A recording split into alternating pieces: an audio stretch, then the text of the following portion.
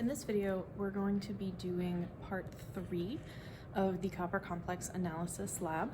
So I'm going to walk you through the procedure, and you will need to collect the data as we go along. I'll point out what things you need to record. Essentially what we're doing here is we'll be using a UV vis spectrometer, which I've got right here. It's this little guy. So your sample goes in here and light passes through it. And this is able to detect how much of each wavelength in its range, which is about 400 to 750 nanometers, how much of each of those wavelengths is passing all the way through the sample, as well as how much is absorbed by your sample. So in order to determine the concentration of copper in the solutions that we're going to prepare from our unknown complex, we need something of known concentration to compare it against. So I have a standard copper 2+ solution of 0.1 molar, and I'm going to be making different concentrations from this. So I'm going to be doing some dilutions so that I can make several different samples of known concentrations that will allow me to create essentially a calibration curve that I can compare my unknown samples to and identify the concentration in those unknown samples to do our calculations.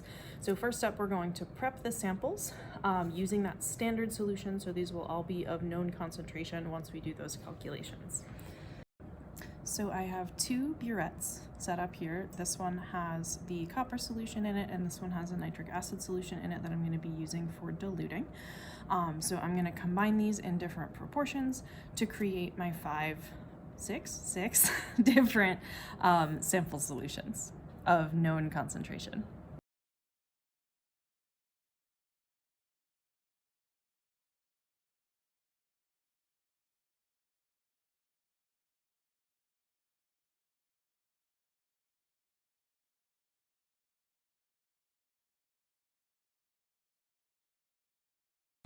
So at this point, I have created these 6 different solutions with a range of copper concentrations that I either know or can calculate. And we can see that they have a range of colors, that they're all blue, but that we go from, this one's actually completely clear, it contains no copper, to this very, very, very pale blue. And as we move through to the right, it gets a little bit darker and brighter. So my concentration of copper is increasing from left to right here, test tubes 1 through 6, from 0 up to 0.1, with various other values that we'll be able to calculate in between. And at this point, I'm just going to take a small sample of each of these different solutions and place it into my spectrometer to record the absorbance. So this is what our data collection screen is going to look like. So it's kind of showing us all of the colors of the rainbow here. And those are corresponding to the different light wavelengths. So down here on the left, our wavelengths around 400 nanometers. And as we increase the wavelength up to around 700 is where we get into red territory. So we're going to be checking the absorbance at 645 for each of the 6 samples that I prepared so far. So you can see in the upper left corner of the blue area where it's showing a wavelength and an absorbance. So you're going to be recording values from there when I tell you to. So the sample that's in my spectrometer right now is sample number 1. So this is our kind of blank sample. It does not contain any copper. This is what I actually use to calibrate the spectrometer, which is essentially just telling it this is what 0 absorbance looks like. So my absorbance should be something very, very close to 0 across the board, and we can see that it is. So the absorbance that you want to record for sample number 1 is up in that box right now of 0.003. So I'm going to move through my different samples, placing them in the spectrometer. So I just took sample 1 out, and test tube number 2 is going in now. So we can see that the absorbance has changed, that it's increased when I added the copper, which makes sense. Our first solution was crystal clear, and this one is a pale blue, which means that it is absorbing wavelengths in the visible region of the spectrum. And if you look at the spectrum as a whole, you can see that that red line is lowest over in the blue and purple area, and then it increases as it moves over towards red. So copper absorbs more in the red end of the spectrum. Generally speaking, we want to record the maximum possible absorbance for each substance, but you can see that the copper sample here just kind of keeps increasing off the edge of the spectrum. Its highest absorbance is actually in the infrared range. So we want to just pick something that has a relatively high absorbance and is not too close to the limits of our spectrometer, especially with the relatively inexpensive spectrometers that we're using. It gets less accurate near the extremes of its capabilities. So 645 is a good choice because it has a pretty significant absorbance, but it's not like pushing the limits of the wavelength range that our spectrometer is capable of. So we're likely to get more accurate results. And this also makes sense for copper since we observe the solution as blue. That means those blue wavelengths are being transmitted through the solution. They are not being absorbed. So kind of the opposite end of the spectrum must be getting absorbed by the sample, which is the reds. So this is the absorbance for sample number 2, is up in the corner right now. So make sure you've recorded that. And I'm going to switch to sample number 3. So as we're moving through our samples here, I am increasing the concentration of copper. So we should expect to see, and we are seeing so far, that the absorbance is increasing as well. The more copper ions there are in that solution, the more chances there are that photons of light are going to hit one of those copper ions and get absorbed. So this is the absorbance for sample number 3.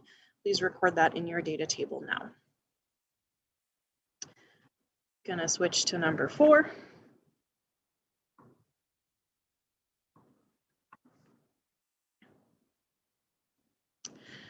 So here is the absorbance for number 4. Once again, we've increased the concentration, so we have increased the absorbance as well at the same wavelength. And you can see that for all of these, the shape of our spectrum is very similar, just the kind of intensity of it is increasing, that the height of that curve is going up, but the general shape of it is staying the same. So this is the absorbance for sample number 4. Please record that in your data table now. And I will switch to number 5.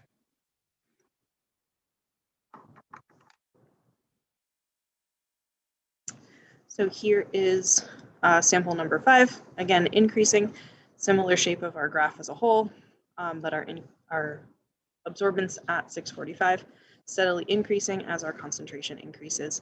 So please record the absorbance for sample number 5. And last but not least, we have sample number 6. So sample number 6 is the last of our known concentrations. So these first 6 samples are going to allow us to create a graph and find a regression line that will allow us to determine, using Beer's law, the concentration of our unknown samples. So please record the absorbance for sample number 6. And now I will go prepare my 2 unknown samples using the copper complex. So now I need to prepare some samples for analysis that contain our unknown copper complex. So I'm going to put a known mass of the solid copper complex into each of 2 test tubes. So I'm doing 2 samples just so I've got 2 trials. More data is good data. Into test tubes 7 and 8.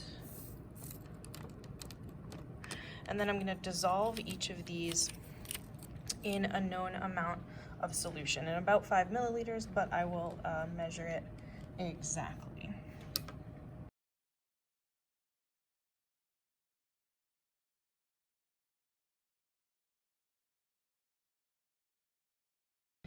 So I have prepared samples, 2 samples using my unknown copper complex that we are going to put into the spectrometer and use the data that we've gathered to determine the concentration of copper in these 2 samples. And then once we know that, we'll be able to figure out the amount of copper that was in our complex sample. So I have the first of our 2 unknown samples in the spectrometer now. So this is test tube number 7. So you can record the absorbance here. Note that we're still working at that same wavelength of 645 nanometers. So we're always comparing the same wavelength through all of our samples. And we don't know how much copper is present in this sample, but we'll be able to use Beer's law and the absorbance to figure that out based on the data that we collected for test tubes 1 through 6. So record this absorbance for test tube number 7. And then I will switch to number 8.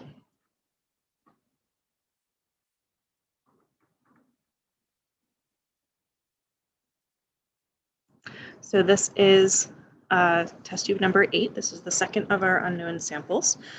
So you can record this absorbance in your data table, and then we'll ultimately be calculating how much copper was present in these 2 samples to determine the percent by mass of copper in the unknown copper complex.